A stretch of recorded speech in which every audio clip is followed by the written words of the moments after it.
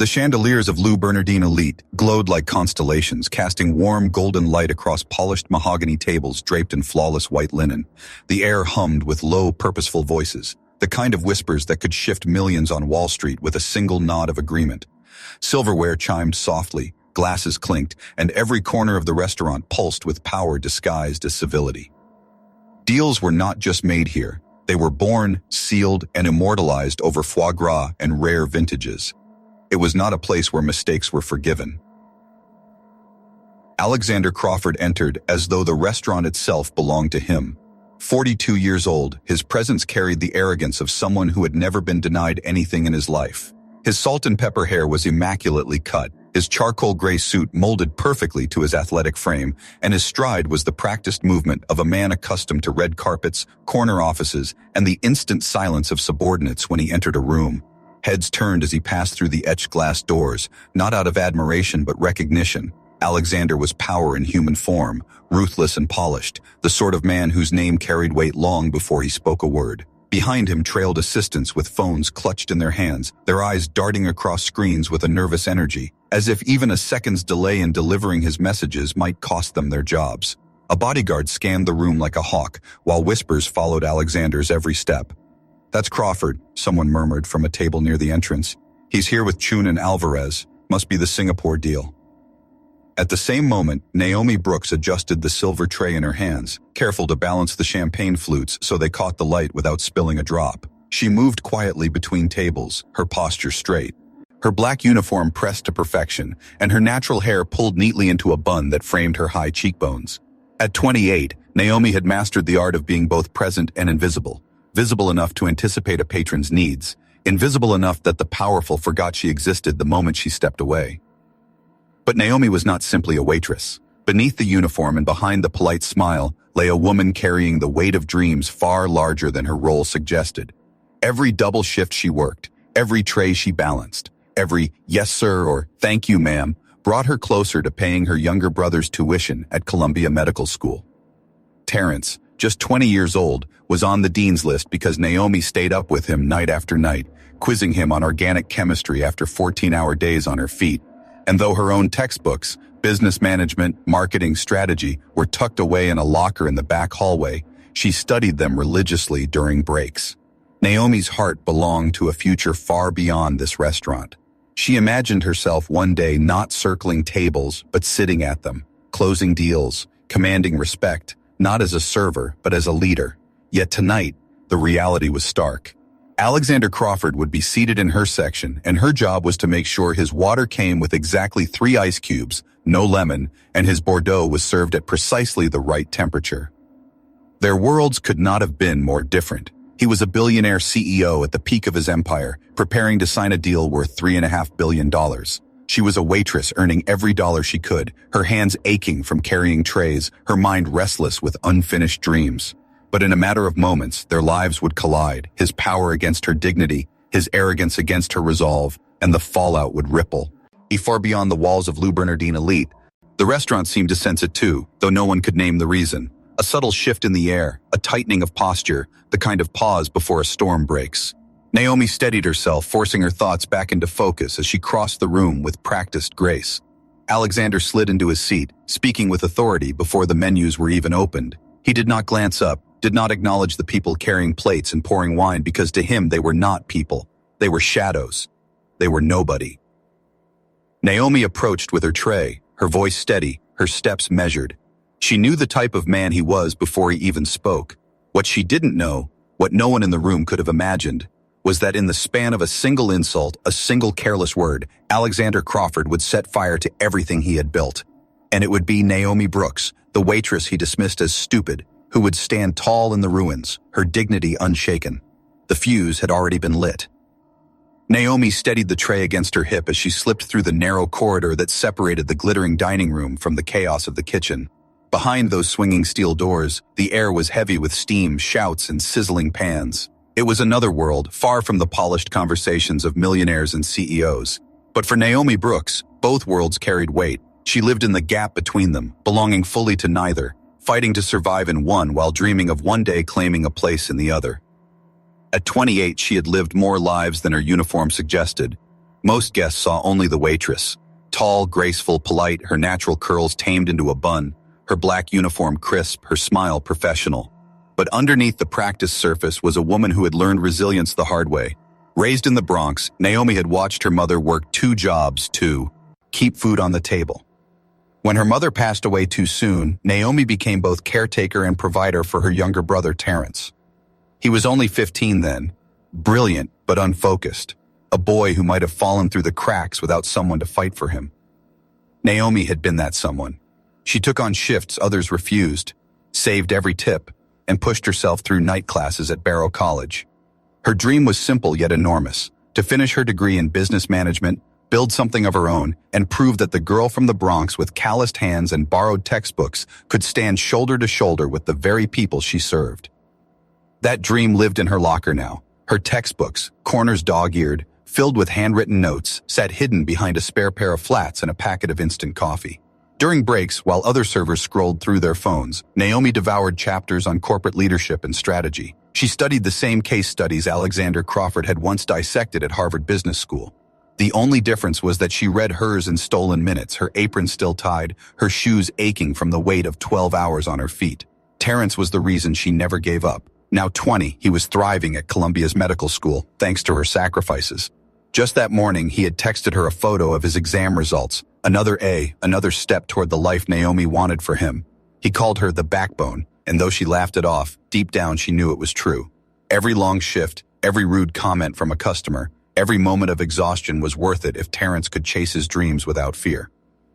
Naomi's co-workers knew her as dependable. Marcus, who had worked alongside her for years, often marveled at her composure. Carla, a mother of 3 juggling her own battles, told Naomi she had a steel spine hidden under silk. Naomi took their compliments with a smile, though she never saw herself as extraordinary. She simply knew what it meant to carry responsibility.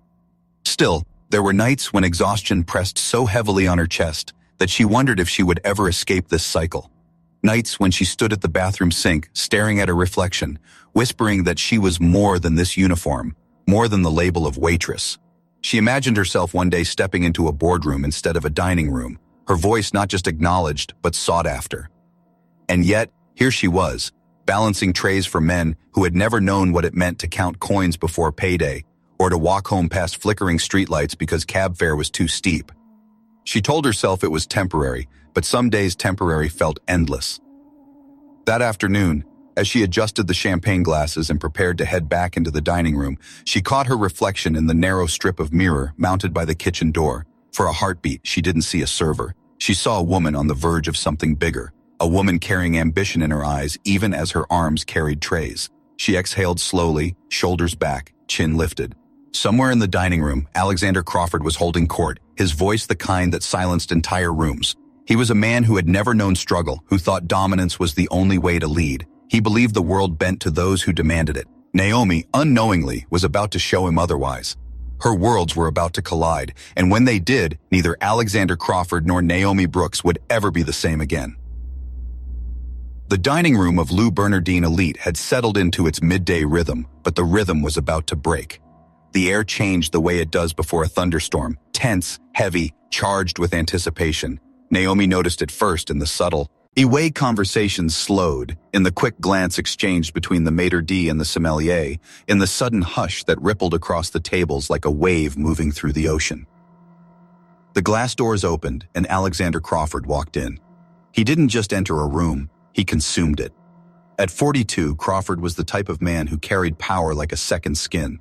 His salt and pepper hair was cut with precision, every strand in place. His suit was a flawless custom fit, the deep charcoal fabric catching the chandelier light just enough to whisper its price tag. He walked with the calm arrogance of someone who had never been denied, each step measured, controlled, certain. People reacted instinctively, spines straightened, heads tilted, conversations dimmed. Some looked at him with admiration, others with wariness, but no one ignored him. Alexander Crawford was a man who defined success on his own terms, and he wore it as armor. Trailing behind him were 2 assistants, both glued to their phones, whispering updates he didn't acknowledge. A bodyguard scanned the room, his gaze sharp and restless. And then came the guests who mattered, the ones who gave the afternoon its stakes. James Chun, patriarch of Chun Industries, walked with the quiet gravity of a man who had built an empire brick by brick. Beside him, Sofia Alvarez of Alvarez Global, sharp in a midnight blue suit, carried herself with effortless authority. Between them and Crawford, the table was worth billions. The rumors were true. This was the Singapore expansion, a $3.5 billion deal. Naomi caught Marcus's whisper at her shoulder. That's them, Chun, Alvarez. Crawford's empire doubles if this goes through. Her heart sank. That table, corner booth, most prestigious in the restaurant, was Harrison's section. Except Harrison had called out sick. It was hers now. Marcus touched her shoulder gently. We got this. Remember, Crawford likes 3 ice cubes in his water. Exactly 3. No lemon? Naomi's throat tightened. She adjusted her order pad, steadied her tray, and pushed her shoulders back. Got it. As she crossed the room toward the booth, she heard Alexander's voice already carrying, smooth, commanding, calculated to dominate. The Singapore expansion isn't just another market entry, he was saying. It's about establishing dominance before Europe even wakes up. While they hesitate, we'll control it. Naomi stopped at the edge of the table, her voice steady and professional. Good afternoon. Welcome to Lou Bernardine Elite. My name is Naomi, and I'll be taking care of you today. May I start you with some water? Alexander didn't look at her. He waved a dismissive hand, his words still aimed at Chun and Alvarez. 3 ice cubes, no lemon. Naomi poured carefully, her movements precise, her hands steady despite the nervous energy crawling under her skin. She served Alvarez first. Alvarez smiled faintly, nodding her thanks. Chun inclined his head politely. At least some people still saw her humanity. Naomi set Crawford's glass before him. Exactly 3 cubes, no lemon. He didn't acknowledge it. He was too busy outlining profit margins and projected growth curves. The wine list, he snapped suddenly, still not looking at her. Chateau Margaux 2015. 3 bottles. Excellent choice, sir, Naomi replied evenly. I'll have that brought out immediately. She turned toward the kitchen, tray held close, her mind racing. There was something about Alexander Crawford that set her teeth on edge. Not just his power, but the way he wielded it like a weapon. She'd seen arrogance before, but this was sharpened cruelty waiting for a target, and she had no idea that target would soon be her.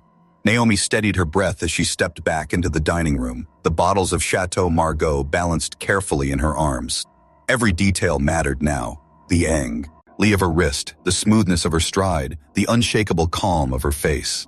Around her, conversations had resumed, but the air still vibrated with Alexander Crawford's presence. He sat at the corner booth like a king at his throne, his hands cutting the air as he spun visions of profits and market dominance. She approached the table quietly, positioning the bottles in the polished ice bucket with the precision of someone who could not afford mistakes. Naomi began the wine service as etiquette dictated, pouring first for Sofia Alvarez. Alvarez met her eyes briefly and offered a polite, "Thank you." Naomi's chest eased for just a moment. Then she moved to James Chun, whose nod carried the solemn respect of a man who had dined with royalty and still believed in courtesy. When it came time for Alexander, she leaned slightly to reach across the table. The weight of the bottle made her balance delicate, and in that instant, her elbow brushed the shoulder of the man who held billions in his grip. It was nothing, barely contact, lighter than a whisper, but the reaction was volcanic. Alexander's hand shot out, not touching her, but slicing through the air with a gesture so sharp it made her stumble. His face twisted as though she'd insulted him in front of the world. "Are you stupid?" The words cracked across the restaurant like a whip. They hung in the air, brutal, unrelenting. Conversations froze mid-sentence. Forks paused above plates. Every eye turned to the tall black waitress clutching a bottle of wine and the billionaire CEO glaring at her as if she were dirt beneath his shoes. Naomi's heart lurched into her throat. Heat surged from her chest to her face. She forced her trembling hands to still, her breath shallow, her dignity clinging by a thread. I apologize, sir," she managed softly, her voice low but steady. "Apologize?" Alexander's laugh was harsh, mocking, calculated to cut deeper. "An apology doesn't fix incompetence. This is a billion-dollar meeting, and you're stumbling around like an amateur. Stupid girl." The word landed like a blow, each syllable slicing through the fragile barrier she had built around her pride. Naomi had heard insults before, whispers of disdain, casual racism, condescending tones. But this, here, in front of everyone, was different. This was humiliation, made spectacle. From the corner of her eye, Naomi caught movement. Mrs. Whitman, one of the restaurant's regulars, had a hand pressed to her chest, her face lined with indignation. At another table, a young man in a suit had his phone half raised, uncertainty flickering across his features. The silence in the room was suffocating, the tension so thick it pressed against Naomi's lungs. She wanted to disappear, to sink into the marble floor and never rise again. But instead, she straightened her spine, her chin lifted just slightly. With every ounce of control she possessed, she poured Alexander's wine as if nothing had happened. Her hands didn't shake, her voice didn't falter. Sofia Alvarez set her glass down with a deliberate clink. "The wine is excellent," she said clearly, her gaze fixed not on Alexander, but on Naomi. "Thank you for your service." For one fragile moment, the kindness nearly broke Naomi. It was enough to remind her that she was not invisible, enough to remind her she was not what Alexander had called her. Alexander snorted. "Don't encourage mediocrity, Sophia. That's how standards slip." The moment passed, but the damage was already done. What Alexander failed to notice was the weight of the silence that followed. The way Mr. Chun shifted uncomfortably. The way the young lawyer at the nearby table finally pressed record. The way the restaurant itself seemed to recoil from the cruelty he had unleashed. Naomi turned to leave, her head held high, though her insides trembled. She would not give him the satisfaction of seeing her break. Not here, not now. But deep in her bones, she knew something irreversible had just been set in motion. The insult was his. The consequences, however, would belong to them both. Naomi pushed through the swinging doors into the kitchen, the clamor of pots and pans colliding with the pounding of her heart. The voices out there, the silence out there, still rang in her ears. Stupid. The word echoed like a drumbeat, relentless, as if Alexander Crawford had branded it into her skin. The kitchen, usually a refuge of noise and motion, felt suddenly hostile. Heads turned the moment she entered. Carla, balancing a tray of appetizers, froze mid-step, her eyes wide with sympathy. Marcus dropped the towel he'd been folding, his jaw tightening with barely restrained anger. Even Jerome, the line cook who rarely looked up from his station, muttered under his breath, "That bastard. I heard every word." Naomi didn't want their pity. She didn't want their outrage. She wanted to breathe, to hold herself together long enough to finish her shift. She set the wine bottle down with more force than she intended, the glass clinked sharp against the stainless steel. Her hands trembled no matter how tightly she clenched them. "I should go out there," Marcus said suddenly, fire in his voice. "Someone should say something. He doesn't get to talk to you like that. And lose your job?" Naomi cut him off, her voice low, rough. "Don't. He's Alexander Crawford. He owns half the city. We're nothing to him." "You're not nothing," Jerome called from his grill, his tone steady. "That man's just money in an expensive suit. You've got something he'll never have, class." Naomi gave a weak smile, but it didn't reach her eyes. She could still feel the heat in her face, the crushing weight of hundreds of stares, the humiliation so raw it threatened to shatter her. She muttered, "I need a minute," and slipped into the staff restroom before anyone could stop her.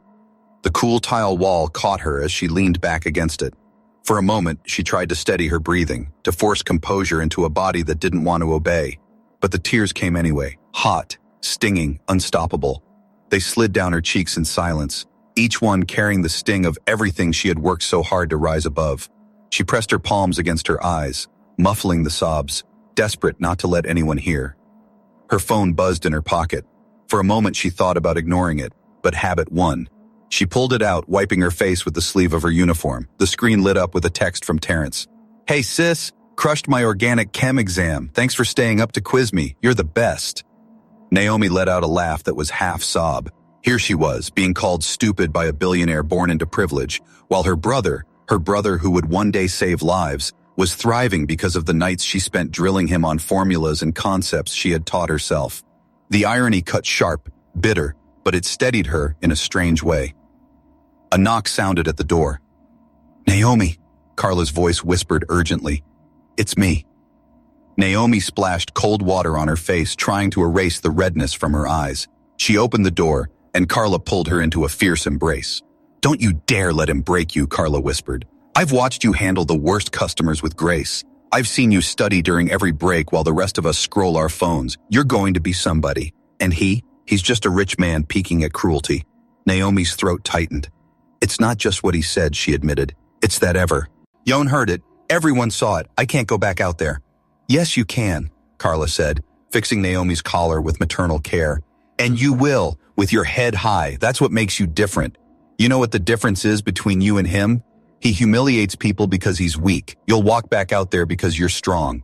Naomi inhaled deeply, the sting of tears still sharp but no longer drowning her. She straightened her spine, adjusted her uniform, and looked at herself in the mirror. The woman staring back at her was tired, yes, hurt, certainly, but she was not broken. Through the door, the muffled sounds of the dining room drifted in, cutlery resuming its rhythm, conversations flowing again, as if nothing had happened. But everything had changed. Out there, Alexander Crawford believed he'd reasserted control with a single insult. What he didn't know was that someone had been recording. What he didn't know was that his cruelty had just set fire to his empire. Naomi pressed her hands flat against the sink, her voice a whisper meant only for herself. I'll finish this shift. But one day, I'll sit at those tables, and when I do, I'll remember exactly how this feels. She turned, her eyes steady now, her dignity her only armor. The storm had passed, but the sky was still heavy with what was coming. The kitchen doors swung behind Naomi as she stepped back into the dining room, tray balanced on her palm, her face a mask of composure. On the surface, the moment had passed. The forks had resumed their clinking, the low hum of conversation had returned, the quartet in the corner played as if nothing had happened. But beneath that polished veneer, the air still pulsed with something raw, unsettled. The guests had witnessed something they couldn't unsee. At the corner booth, Alexander Crawford leaned back with the smug satisfaction of a man who believed, he had reestablished dominance. To him, the insult was over, forgotten, filed away as just another necessary correction. He didn't notice the way James Chun shifted uncomfortably, or how Sofia Alvarez's gaze lingered on Naomi with quiet respect. He didn't care that the atmosphere around him had soured. Alexander had long since mistaken fear for respect, and silence for agreement. What he didn't know, what he couldn't have imagined, was that one table over, a young man in a navy suit still held his phone discreetly angled toward the booth. David Hartley, an intern at a law firm, had been recording his friend's birthday toast when Alexander's voice had thundered across the room. The insult, the laughter, the way Naomi froze with that wine bottle trembling in her hands. Every second had been caught, crystal clear. His friends had leaned in, whispering urgently, "Post it." David hesitated. Alexander Crawford wasn't just any CEO. He was the kind of man whose lawyers could ruin lives, but the image of Naomi's face, dignity clashing against humiliation, burned in his mind. If I post it, he'll destroy me. Then don't post it. Send it, his friend Whitney urged. You're in those investor group chats, right? Let them decide if this is the man they want controlling billions. David looked down at his phone again, at Naomi's steady hands pouring the wine even after being torn apart. His chest tightened. He hit send. Within minutes, the video was making quiet ripples through the financial world. A private equity group chat, a Slack channel of analysts, a text message between two board members. The clip was only 30 seconds long, but it didn't need to be longer. Alexander's voice was clear, sharp, unmistakable. Are you stupid? Stupid girl. The contempt dripped through the speakers like poison. Back at the booth, Alexander continued his pitch, oblivious. Projected growth of 30% in the first quarter alone, he declared, sliding a tablet across to Chun. We're not talking about projections, James. We're talking about certainty, my ability to dominate any market I step into. James Chun's eyes flicked briefly to Naomi, who was clearing plates from the booth with steady hands. He saw the quiet grace in her movements, the dignity with which she carried herself despite what had just happened. He thought of his own daughter, a graduate student working nights at a coffee shop to cover rent. He imagined her standing in Naomi's place being called stupid by a man like Crawford. The thought sat heavy in his chest. Sofia Alvarez sipped her wine slowly, her expression unreadable. Leadership is more than certainty, Alexander, she said. It's about trust, about the way people feel when they work with you. Alexander gave a dismissive laugh. Trust is overrated. Results are what matter. You know that. Naomi caught Alvarez's eyes as she set down a plate. The faintest flicker of a smile passed between them, an unspoken acknowledgement, a quiet thank you. Naomi's throat tightened, but she forced her chin up, her voice steady. Your entrees, gentlemen. Ma'am? Alexander didn't acknowledge her. He was already talking numbers again, his voice rising with the fervor of a man intoxicated by his own brilliance. But the fuse had already been lit, the video was spreading, and the firestorm was on its way. In the kitchen, Marcus cornered her as she set down the empty tray. You okay? Naomi forced a small nod. I'll finish the shift. You shouldn't have to, Marcus muttered, anger simmering in his voice. Naomi glanced back toward the dining room. Through the glass, she could see Alexander gesturing wildly, oblivious to the storm already brewing. He thinks he won, she whispered. But people were watching. People always watch. She wasn't wrong. That night, long after the last table had been cleared and the last glass polished, the clip would appear again on an investor's private feed, in a journalist's inbox, on a Reddit thread titled, "This is how billionaires treat people." For Alexander, it was just another day. For Naomi, it had been humiliation survived. For the rest of the world, it was the beginning of a reckoning. The walls of Lou Bernardine Elite had contained the insult, but the internet had just set it free. Naomi's alarm buzzed at 6 a.m., dragging her out of a restless sleep. Her body ached from the 14-hour shift, but her mind refused to quiet. Alexander Crawford's words still echoed. Stupid girl. No matter how many times she told herself she was stronger than that moment, the sting lingered. She rolled out of bed in her Bronx apartment, careful not to wake Terrence, who had fallen asleep on his textbooks at the kitchen table. She covered him with a blanket, kissed his forehead gently, and whispered, "Keep dreaming big, Terry." Her phone buzzed again, this time with a notification she didn't recognize, then another and another. She frowned, unlocking it. Twitter, Reddit, Instagram, all flooded with one clip, a 30-second video, her face, her voice apologizing, and Alexander Crawford's words slicing like a knife. Naomi's stomach dropped. The video was everywhere. On Twitter, it already had 200,000 views. On Reddit, a thread titled "Billionaire CEO Humiliates Waitress" had reached the front page overnight. Instagram Reels had cut the clip with captions like, "This is how the rich treat us," and "Respect is free." Hashtags were trending. #Crawford collapse, #Dignity matters, #Naomi Brooks. Her chest tightened as she scrolled. The comments were relentless. Some were cruel, mocking her uniform, her posture, her voice. But the vast majority, they were defending her.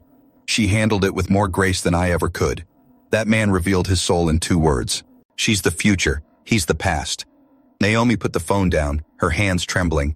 She hadn't asked for this. She just wanted to survive her shift. Now the whole world was watching.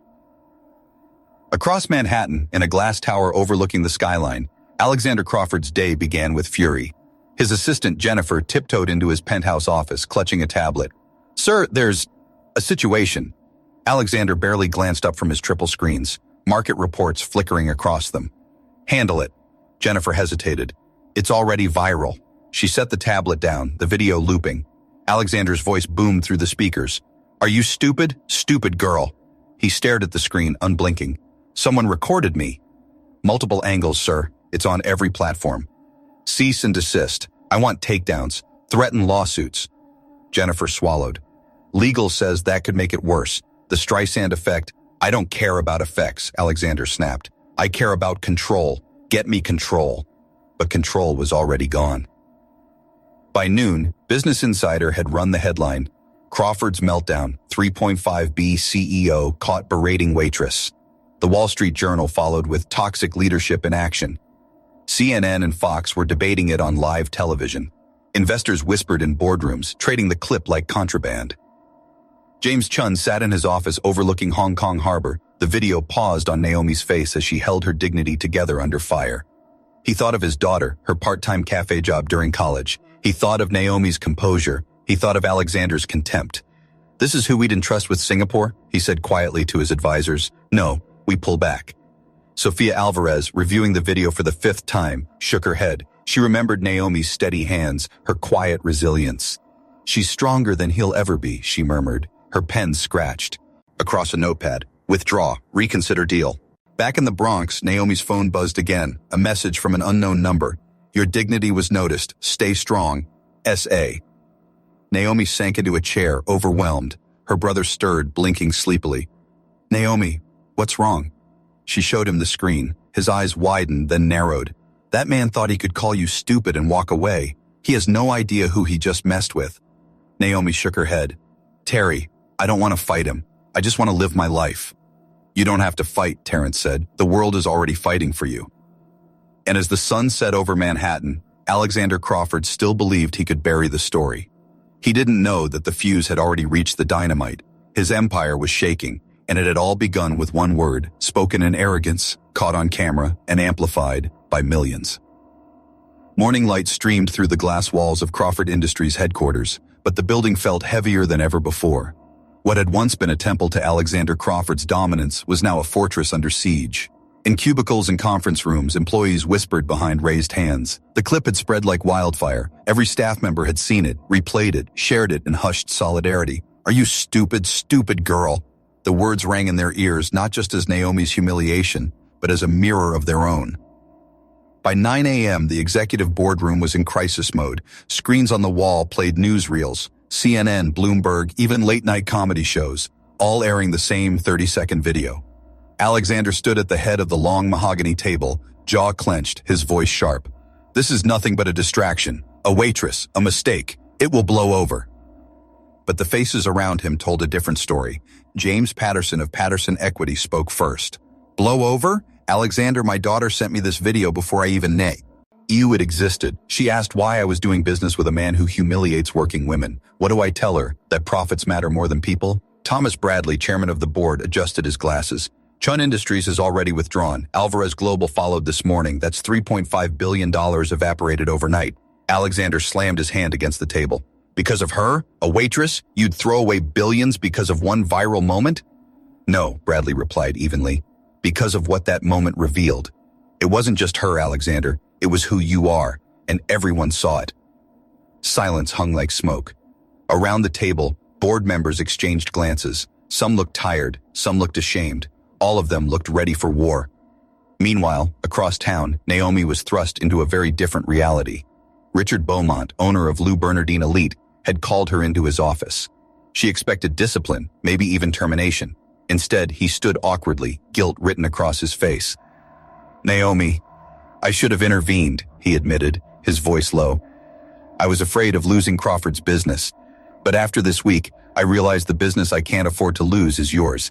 Effective immediately, you're promoted to assistant manager. Salary, benefits, flexible hours, so you can finish school." Naomi blinked, stunned. "Mr. Beaumont, it's not charity," he cut her off, almost pleading. "It's recognition. You held that dining room together with more grace than most CEOs could muster. You deserve more than I've given you." Her throat tightened.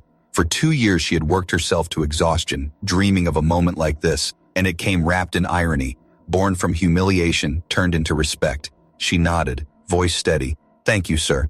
That evening, as she folded her new uniform in her Bronx apartment, Terrence rushed in with his laptop. "Naomi, low." "Okay." On the screen, the video now had 20 million views. Headlines screamed across every news site. Crawford's collapse. Waitress with dignity. CEO without. The billion-dollar insult. Naomi covered her face with her hands. "I didn't ask for this." "You didn't have to," Terrence said, his voice fierce with pride. "You lived it, and the world saw it. Do you know what people are saying? That your proof grace matters. That your proof dignity matters." Naomi let her hands fall slowly. Her chest felt heavy, not with fear this time, but with a responsibility she had never asked for. People weren't just watching, they were listening. Back at Crawford's penthouse, Alexander stared at his phone, the screen flashing headlines, investor withdrawals, and shareholder fury. He hurled it across the room, the glass shattering against the marble wall. Jennifer, his assistant, stood silently by the door. She had never seen him so shaken, so raw. For years she had endured his tirades, carried his cruelty like armor. But now, watching him unravel, she felt something close to pity, and something closer to justice. "Sir," she said softly, "the board has called an emergency vote tomorrow morning. They're considering removing you as CEO." Alexander's head snapped up, his eyes burning. They wouldn't dare. But the truth was written all over her face. They already had. The morning sky over Manhattan was steel gray, as if the city itself sensed a reckoning was coming. At the top of Crawford Industries' gleaming headquarters, the boardroom was already packed. Executives shuffled papers, phones buzzed with non-stop alerts, and every face carried the tension of people preparing to cut ties with the man who had once seemed untouchable. Alexander Crawford entered like a storm, shoulders squared, his designer suit immaculate, but his eyes wild. He slammed the door shut and strode to the head of the table where he'd ruled for years. "Let's get this over with," he barked. "I built this company. I am this company, you all know it." Thomas Bradley, the board chair, adjusted his tie with steady hands. Alexander, the vote today isn't about what you built. It's about what you've destroyed. Alexander's laugh was sharp, brittle. Destroyed? A waitress brushes my shoulder, I call her out, and suddenly I'm the villain of the century? This is madness. A billion-dollar empire doesn't crumble because of one word. Not one word, Bradley replied, his voice calm but firm. A lifetime of them. The video was just proof the world could finally see. James Patterson leaned forward, his tone cutting. We've received 17 formal complaints in the last 48 hours, employees, investors, even clients. And Jennifer, he gestured toward Alexander's assistant at the back of the room, has provided recordings. 3 years' worth of your tirades. We've ignored it for too long. Alexander whipped around to glare at Jennifer. She met his gaze without flinching. I couldn't keep covering for you, she said softly. Not after Naomi. Naomi, Alexander spat the name like poison. A nobody, a waitress. No, Sofia Alvarez's voice cut through the room like glass. She had joined by video call, her face projected onto the screen at the far end of the table. She's a mirror. She showed the world exactly who you are. That's why Chun and I walked away from your $3.5 billion deal. We saw what kind of man you are when no cameras are supposed to be rolling. Turns out the cameras were. The silence that followed was suffocating. Alexander's breathing came heavy, his fists clenched against the polished wood. You'll regret this, he hissed. All of you. Without me, this company is nothing. Bradley didn't raise his voice. He didn't need to. Then it's time we find out. He lifted a hand. All those in favor of removing Alexander Crawford as CEO, effective immediately. Raise your hands. One by one, hands lifted. First Patterson, then Kingston. Then every other board member around the table until Alexander was alone, his hand flat on the table, white-knuckled and trembling. You can't, he whispered. You can't do this to me. It's done, Bradley said. 2 security officers entered quietly, as if they'd been waiting. The room parted, and for the first time in his life, Alexander Crawford walked out of his own boardroom, not as a king, but as a man stripped of his crown, phones recorded discreetly. The footage would hit the internet before noon. Meanwhile, across town, Naomi sat at the kitchen table of her Bronx apartment, coffee in hand, staring at her phone. A producer from Good Morning America had called, inviting her to appear live. She shook her head, overwhelmed. I'm just a waitress, she whispered. No, Terrence said, placing his hand over hers. Not anymore. You're the voice for everyone who's ever been humiliated by someone who thought money made them better. This is your moment, Naomi. Don't run from it. Her phone buzzed again. Another message, this one from Sofia Alvarez. You don't know me well yet, but I know strength when I see it. The world is listening to you. Speak. Naomi exhaled slowly, her heart pounding. She hadn't chosen this fight, but it had chosen her. Across Manhattan, Alexander sat in the back of a black car, his empire crumbling in real time on the screens of every phone around him. His name trended worldwide. Hashtag Crawford collapse. Naomi Brooks. Dignity matters. For the first time in his life, Alexander Crawford wasn't dictating the story. He was the story, and the world had already decided who the hero was. The world was watching. By the time Naomi Brooks walked onto the Good Morning America stage, the video of Alexander Crawford's insult had racked up over 50 million views. Hashtags burned across social media like wildfire. Hashtag Crawford collapse. Hashtag Naomi Brooks. Dignity mat. Hers. For 3 days, her name had been everywhere. Yet here she was, her hands folded neatly in her lap, her blue dress simple, her natural hair pulled into a bun that framed her face with quiet elegance. Robin Roberts leaned forward with that practiced warmth that made even the most nervous guests feel safe. Naomi, thank you for joining us. How are you holding up? Naomi took a breath, steadying herself. The cameras, the lights, the millions watching, it was overwhelming. But she remembered Terrence's words, Sophia's message, Carla's fierce hug in the restaurant. She spoke softly, but every word landed like steel. Honestly, it's overwhelming. 3 days ago, I was just trying to get through another shift. Now I'm somehow a symbol for every person who's ever been mistreated at work. That's not a responsibility I take lightly. The audience in the studio clapped, some nodding, some wiping away tears. Robin gave her a moment before asking, the video of Mr. Crawford calling you stupid has sparked a national conversation about workplace dignity and leadership. What would you say to him now, if he were watching? Naomi turned to the camera, The world seemed to hold its breath. I'd say that power isn't about how many people you can belittle, it's about how many you can lift. Calling someone stupid doesn't make you strong, it just reveals your character, and I'd tell him, I hope he learns from this, though I'm not holding my breath. The studio broke into applause. Robin smiled, then said, We also understand you've made a decision about the donations that have poured in on your behalf. Naomi nodded. Yes, people set up a GoFundMe to help me finish my degree. It's already raised more than I ever imagined, but I don't want it just for me. I'm redirecting it to create a scholarship fund for service workers pursuing higher education.